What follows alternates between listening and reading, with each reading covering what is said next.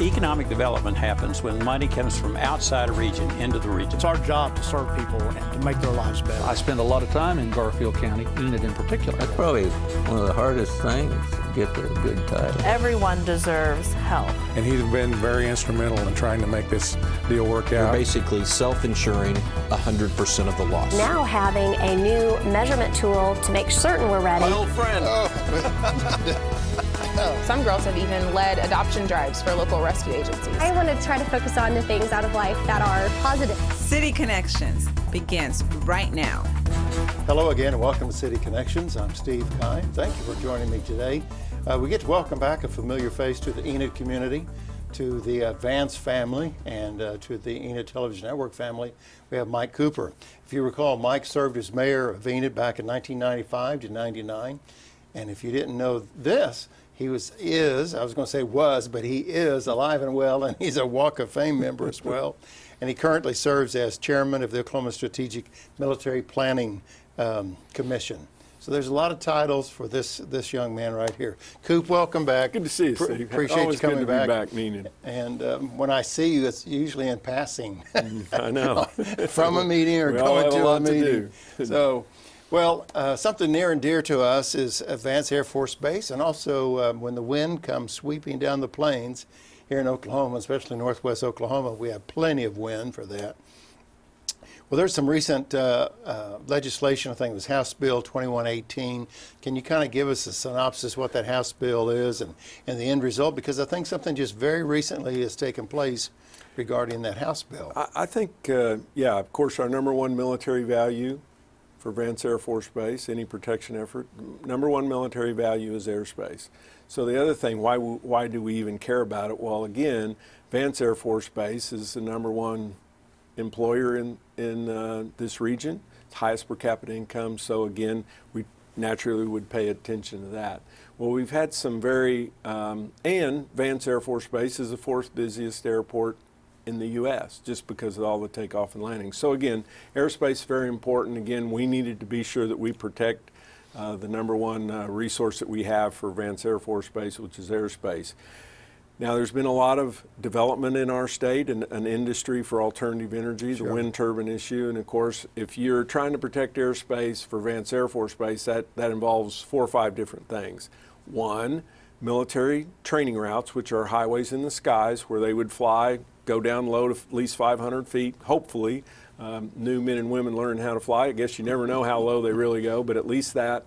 And then approaches to runways, bombing ranges, drop zones, and of course weather radar that are specifically set. There are 2 in the state, one down at Frederick, Oklahoma, one up at Kegelman. So those are the things that you're trying to impact to not have them have construction of wind turbines that would impede their ability to do their mission, which is flying and training new people to fly. So we had to create legislation to do that. We had some problems with some military training routes that were impacted. In fact, we've had 3 or 4 closed in the state already. Most of those military training routes were used by Shepherd Air Force Base. So that's why we said, hey, we can't allow to lose mission capability if we don't have adequate space to fly.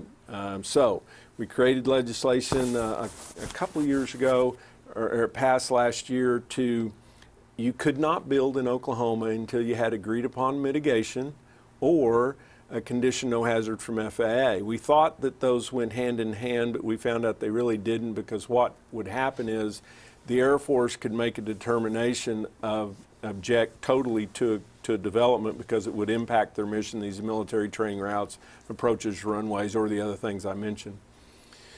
So we stepped back and said, well, okay, this year, and we worked with the wind industry, and actually at the end of the day, all industry and defense, we all agreed that this was the best method. So what we created was, now you can't build in Oklahoma unless you have all adverse impacts cleared by the Department of Defense. You have to get what you call a mission capability letter that would describe that there's no adverse impacts, and a condition of no hazard from FAA.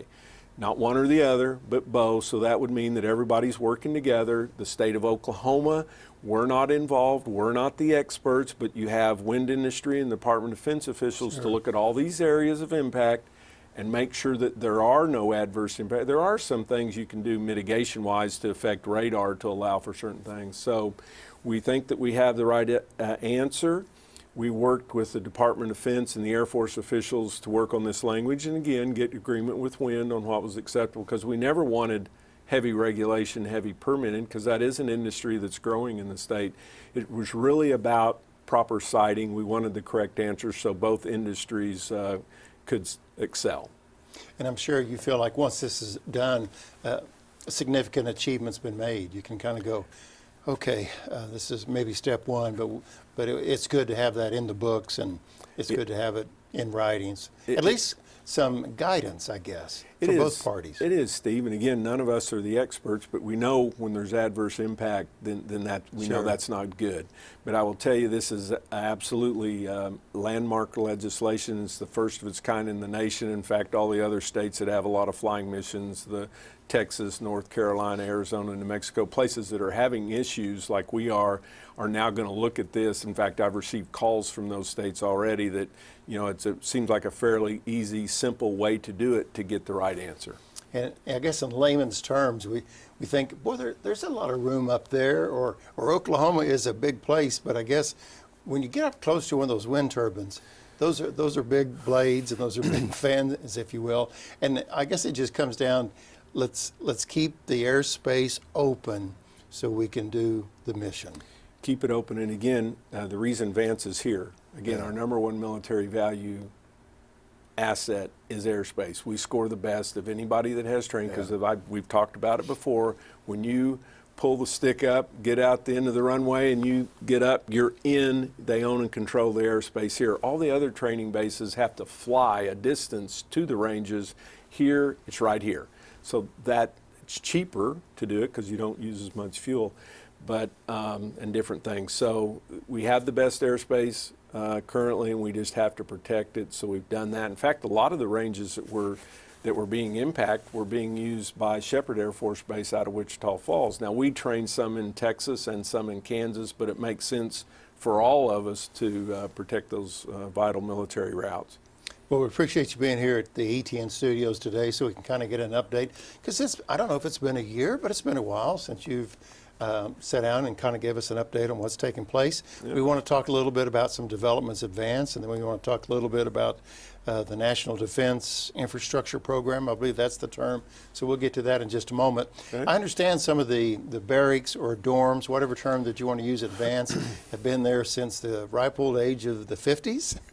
Yeah. And I kind of barely remember the 50s, but anyway, that's quite some time ago. But there's an effort underway to build new dorms, if that's the right word, advanced. Kind of give us an update on that and what really that is all about. Well, as you know, every time we get a new wing commander, and all the wing commanders we get advanced, they're all great, but you know, my job is kind of coordinate and work with them. What is it that helps you increase mission, reduce costs? How can the community and state and federal delegation help you? So the first meeting I had with Colonel Simmons, first thing right out of the bat, he says, I need a new dorm. Of course, I said, well, that's pretty good. Yeah. That's a pretty good ask.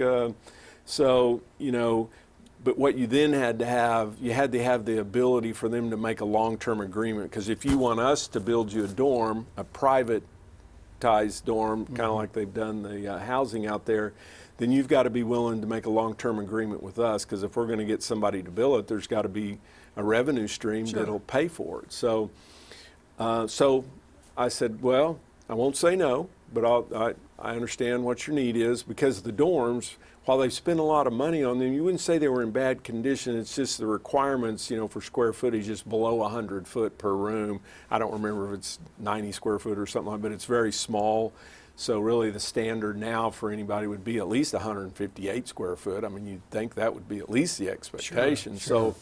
So anyway, they need a 100 bed dorm. So I said, well, we'll go out and see what the possibilities are. Well, they have what they call intergovernmental support agreements, which are part of the P4, public to public, public to private initiatives that we've been going through, which allows communities a certain number of years to make agreements to do things like trash, like deliver services, build roads, different things for them. But before, 3 years ago, they had the ability to make 5-year agreements. Then we changed it 2 years ago, say from 5 years to 10, because the longer term you have, the more ability communities would have to make the decision on why I should do it. In other words, I need a revenue stream long enough to pay for trucks or whatever it is, the service and people. So, but now we're working with the Senate Armed Services Committee staff and Senator Inhofe folks to move that from 10 to 20 years. So if we had the ability to do an agreement with the Air Force for 20 years, they guaranteed a certain percentage of occupancy, that value per student, then you could see where you'd have enough money revenue stream to build them a dorm.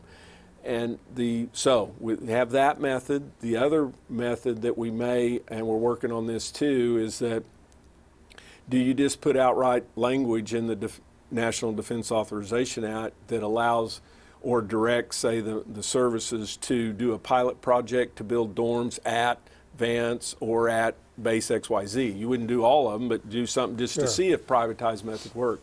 So what you're trying to do is build something for the military that wouldn't go through the regular normal MILCON process. And as you know, the Defense Department budgets are very small.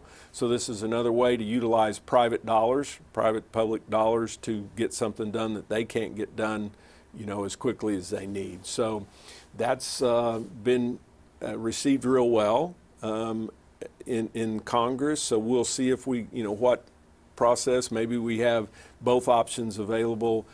Because we aren't the only base that needs new dorms. So we'll see how that goes.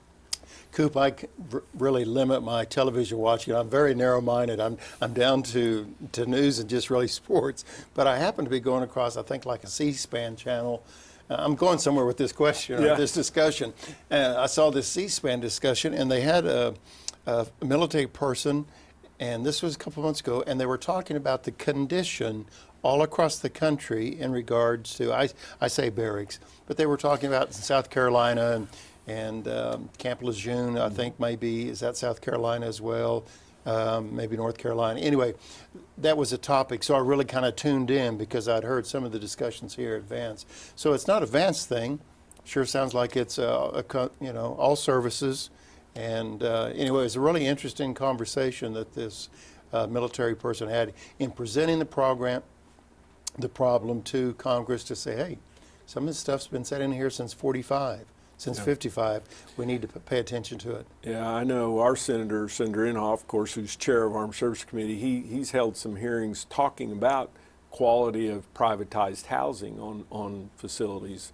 That, because there's been some complaints that, from personnel that live on the base that maybe the condition is not quite what it should be by the developer that's providing privatized housing on the base. So there's been a look at, I know all the services has looked at the quality of standards that are being provided by the privatized housing on base. So because again, there's a certain expectation and a certain quality of life, so they want to ensure that that's done and taken care of because they are receiving dollars to provide that. Sure. And I think as proud Americans, we want the best. Sure. We want the best for our men and women that are serving. I have another wind farm or wind energy question. I should have asked it earlier, but I'm going to postpone that so we can get to some other topics. If we have time, we'll get back to the wind energy question. Defense Community Infrastructure Program. That's a long title. Coop, what's that all about? Again, it's a program called Defense Community Infrastructure Program, and again, Senator Inhofe led the charge last year. We were able to get that, what they call authorized, so it was put in the National Defense Authorization Bill, but it did not receive funding, the appropriation process. But what the Defense Community Infrastructure Program is, it's to create a pool of money that then the Department of Defense decides what projects are needed that communities and states can help them get done that, again, they can't get funded. Things like water resiliency. They scored all of the bases across the U.S. on water resiliency because, number one, they got to have water. So long term, if they ever in crisis or anything, but you got to have water. So that's a sustainability issue. They would like to get all of the bases off the grid because they know there's potential cyber war and things like that, that there's a potential of someone taking our power system down. So they would like to have all bases off of the grid. And so that's a cost to provide, alternative energy, whether it's solar, natural gas, wind, whatever, but it's a cost. So they know they have those needs, but they have enough needs providing the facilities on the base and, all kinds of weapons and personnel to fight and win wars, like planes, ships, bombs, all that. So it's hard to do those things. However, this plan was created, and the way we got the White House policy team to go on with it, because they see it as an infrastructure improvement plan that leverages state and community dollars, married up with federal dollars, though, to get more done, as opposed to just using federal dollars to do something. So why would that be important to us? Well, we have a huge water project that we just passed bond issue 2 or 3 years ago. So it's upwards of $300 million. It's over $300 million. So Vance is probably approximately 15% of our water usage. It's important for the community to have water long-term naturally, but they're a part of that team. So if the Defense Department in this plan, if they, they would take, say if they took $100 million and put it in a pool, and then the Defense Department picked projects that were important. Say they picked Vance Air Force Base and Enid, this water project is something we need to help get done. If they put $5 to $10 million in it, and as you know, $1 million is a big deal in Enid, Oklahoma, it really looks like you have skin in the game, but you've leveraged state and community dollars, married them up with federal dollars, to get something done for the Department of Defense that they need. No different than if it was a road project that was important, that helped them do mission, no different than these alternative power projects. So this is just a way to take a small amount of federal money, leverage that against state and community dollars. So the only reason it wasn't appropriated last year is the Department of Defense needed to create rules and criteria on how you apply those grants, what can be selected, what can't. And so now they will have developed that. And of course, Inhofe and others, our congressional group, are trying to ensure that does get appropriated this year. I think we're at the stage of the project that if anybody has an extra $5 to $10 million, and if they just want to contribute that to the Coal Lake Pipeline project, right? Just leave the check right here. It's like us if you and I were building a home. You start out, and here's the cost. By the time you get through, and hopefully you don't have any delays or anything, but generally by the time you get through, the price is a little bit different. So it's usually more. It's never less. But but I think it's a way that everybody's kind of working together to make things happen and leverage the dollars as much as you can. Coop, here's just a quick question before we take a short break. And this really went on our to-do list, but this is not a tricky question at all. Tell us about a typical day in D.C.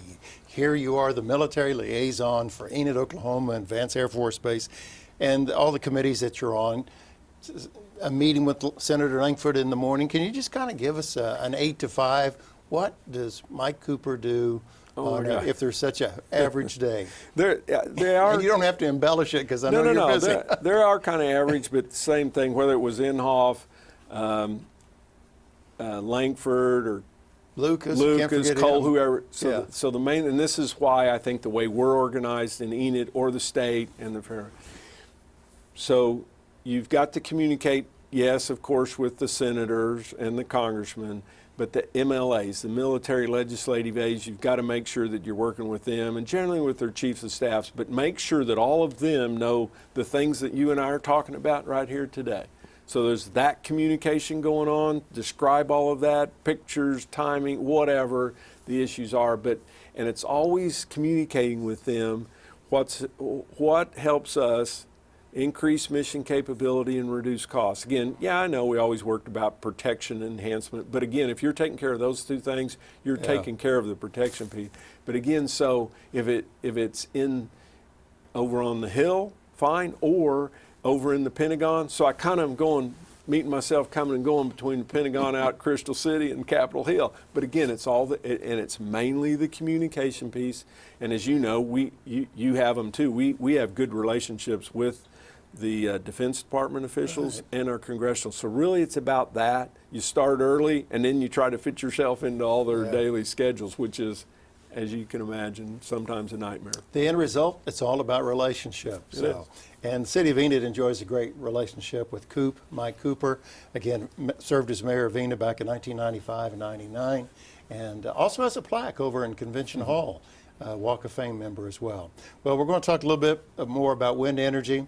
We'll talk a little bit more about this new facility, ops facility advance, in just a few minutes that we have remaining. Thank you for staying with us on City Connections. We'll be back with Coop right after this. Enid is your place to enjoy downtown nightlife and stay in our new downtown hotel. Enid is your place where young people get a great education. Enid is your place where we can all do business. Enid is your place to support your favorite team. Enid is your place to see your favorite group in concert. Enid is your place to get a good college education and start a business. Enid is your place to worship God with all your heart, soul, mind, and strength. Enid is your place to build new roads for a better future. Enid is your place for great live theater. Enid is your place to fly into, or to just learn to fly. Enid is your place for art and science education and fun. Enid is your place to grow your business. Enid is your place where for over 125 years, you get the seed that you need. Enid is your place to fly, fight, and win. Enid is your place to catch the Junior College World Series. Enid is your place to take Willow. Enid is your place. Welcome back to City Connections. Thank you for staying with us today. My pleasure to have in the Enid Television Network studios Mike Cooper. We know him as Coop, and we all have nicknames, and I guess that's a nickname that That's my call sign. That's your call sign. Okay, very good. Well, we got two more questions for Coop. And let's go back to the wind energy for just a few moments. You talked about House Bill 2118, how that all came about. You kind of laid that out. So let's go from May 2019 forward. I think everybody in Northwest Oklahoma, really in the state, they're interested in wind energy. Mm-hmm. So what are people going to do moving forward? Because we're all about economic development. Yep. We want to protect our airways, our landing approaches and all that. But undoubtedly, with this House bill, this is an agreement to work together. So the wind energy's here to stay. We got a lot of wind. How's this going to move forward? First of all, Oklahoma's the second leading wind developer, in the nation, behind Texas. Iowa's real close too. We kind of changed second and third place. You said Iowa. I heard that the other day, and I'm thinking, Iowa. I thought they were too far north to get as much wind. They have a lot of wind, just like we do. But so now the way that works, this whole process really is made also to speed the whole process up, get the right answer quick so they can go do development. So state's certainly not against wind development. So currently now, wind developer would file with the Corporation Commission, had development out in an area XYZ. So then within 30 days, I get the information. Part of the bill is that I create 100% communication with the wind developer and the services, whether it's Army, Air Force, in our state. Then inside that 30 days, I have to give an answer for the state of Oklahoma, what are the initial concerns or not per each development, where it's at. And that would be in conjunction really with the initial look of the military, say Vance Air Force Base looking at a project, and then you say, well, okay, what sort of things would be in that letter? Well, for example, it might be that, well, there appears to be negative impact to weather radar, appears to be impact to approaches to the runways radar that can be mitigated. There are things you can do to that, and then you have to decide who the cost is. Or on a military training route, which is, these aren't the exact, but say a 100-mile long highway in the sky, say 10 to 12 miles wide, don't build across, don't block exit or entrance, and allow for an adequate plane to be able to fly, a pathway for a plane to fly through. And then Same way with drop zones, bombing ranges. So you would describe all those things. Doesn't mean it's the exact answer, because there are things that can be done to allow for development in certain areas around all of these, whether it's mitigation to radar or allow for this adequate pathway, clearances inside these military training routes. And then that's the ultimate answer that, again, the experts would work to. So that's what I do, and hopefully then you have all that information as this is being developed, then DOD gives them the mission compatibility letter that says there's no adverse impacts or they've all been cleared. And also, once you have that, you're going to get your condition no hazard from FAA. So hopefully all this process actually speeds it up, because all you want is the right answer, and it's really about proper siting. And again, it's just the signs of the times, because Oklahoma is in an economic development mode, and you want to be business friendly, if I can use that phrase, and basically you want to get everybody to work together. Well, we probably have about just a couple of minutes left, Coop, and I want to talk about aerospace training needs. Many people think of Oklahoma as maybe tourism, wheat fields, and maybe a few other things. Yep. But it seems like the motion picture, the movie industry continues to grow. But aerospace is huge in Oklahoma. And when I talk to people outside of Oklahoma, they have no clue. They don't put Oklahoma and aerospace together. But with the military bases and just really all the aerospace, the huge maintenance facility at Tulsa, with American, there are need for qualified people. Talk to us about the current state and the need for people to work on planes. Second largest employer in the state's military. The largest piece of that is aerospace, and of course we have American Airlines, Spirit, and other Boeing and other industry here. We did a Defense Industry Adjustment grant from the Office of Economic Adjustment, which is a group that works directly with the Department of Defense and the states and communities, to look at the state's defense industry. What was it? What was working? What wasn't? What were the needs? That was about a $2 million grant. We also have now about $1.7 million left, and so we're trying to figure out what to use that for. And of course, in discussions with Brent Kissling from the Department of Commerce and others, trying to figure out, well, what's the biggest need? Well, it appears what we need really is a continual pipeline of trained aerospace workers, whether it's jet propulsion, aircraft maintenance, those sorts of things. Whether it's military and our aerospace industry, they're kind of the same person. Like for Vance, they have third and fourth generation people. They're worried about when they start retiring, am I going to have people to fill their slots? Am I going to have people to come to Oklahoma? Sure. Well, if we have that capability, say in our career tech system, you will have a continual pipeline of people. And then if you have available jobs, guess what? They can drop right down into those positions. Last year, we even passed the bill that incented for engineering folks in that aerospace industry, so they pay them a certain amount for any engineer that comes to our state and say works in the aerospace industry for engineering. So have done those two things, but that's been identified because we have a need. We have an industry that's growing because Tinker's growing. We receive 45% increase in pilot training, so that's a huge load for this small base. But statewide, that's the biggest need we have, is trained, skilled workers that then can go out and get jobs at our facilities in the state of Oklahoma. Well, I certainly appreciate the update. This has been a quick 30 minutes, and I'm sure we could talk for quite some time to really get a full picture of everything.